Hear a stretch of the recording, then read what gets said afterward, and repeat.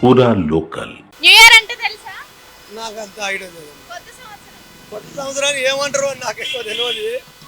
కాకపోతే అందరూ సంతోషంగా బతకాలంటారు. నీకు అంతే.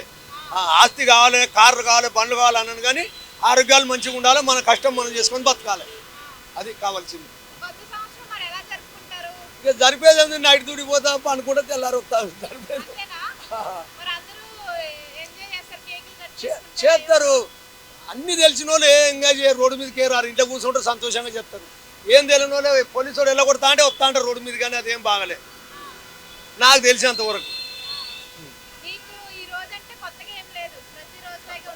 ప్రతి రోజులు ఎక్కువనే ఉంటా. ఎప్పుడు పోయినాడు డ్యూటీ పోతా. కాకపోతే వాళ్ళందరూ రోడ్డు మీద తిరుగుతా అంటే 2 నెంబర్ 10 దుబ్లిన్స్ 10లో ఉంటా నేను. ఏది మన డైమండ్ కాడ డ్యూటీ, డైమండ్ కాడ నేను చేసేది. అందరు పోయి ఎగురుతా అంటే చూస్తా కాసేపు. ఈ అపార్ట్మెంట్లో కూడా కొన్నాళ్ళు ఉన్నా. డాన్సులు వేస్తారు, బీర్లు తాగుతారు, సిగరెట్ తాగుతారు, ఎంజాయ్ చేస్తారు. ఇంకంతే చూసా. మనం తాగాలి తినాలని మనకేం సంబంధం లేదు. తాగరు. నా కొడుకులు అయ్యారు.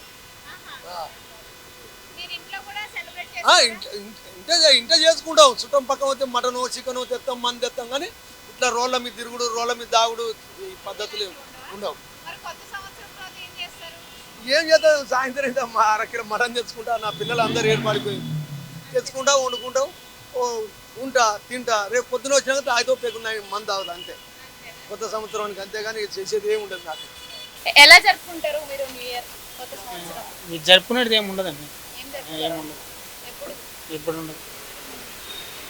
హైదరాబాద్ లో మంచిగా నడుస్తుంటాయి కేక్ కటింగ్ అని ఇవన్నీ అవన్నీ. నైట్ టైం కదా, 12 గంటలు ఆ టైం వరకు ఉన్న పడుకుంటారు. ఏ సంవత్సరం కూడా మీకు కొత్త సంవత్సరం అంటే ఏముండదు.